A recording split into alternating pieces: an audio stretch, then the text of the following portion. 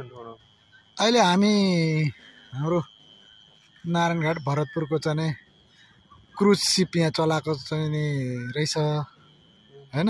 यो शिवघाटमा यो चाहिँ राइनो क्रुज सिप भन्ने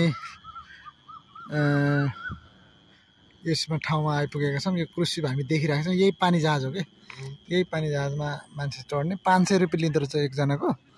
अनि यता परसम्म लान्छ अरे हैन। कहाँसम्म लान्छ भने अरे पुरै त्यो उता जङ्गलसम्मै लान्छ हैन कि त्यहाँको के अरे त्यो ज्ञानेश्वर सामुदायिक वनसम्मको त्यहाँ लैजान्छ अरे। अनि त्यस्तै गरी यही नारायण नदीमा यसरी घुम्दै घुम्दै घुम्दै घुम्दै यता पर फेरि भयरथान भन्ने छ अरे के भयरथानसम्म लैजान्छ अरे।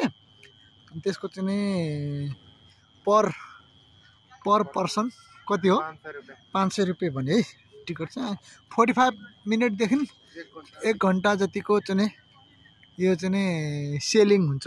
यो पानी जहाजै भनौँ न एउटा सानो खासमा यो पानी जहाजै भन्दा हुन्छ सानो हैन। यो चाहिँ नि शिवघाटमा पर्छ।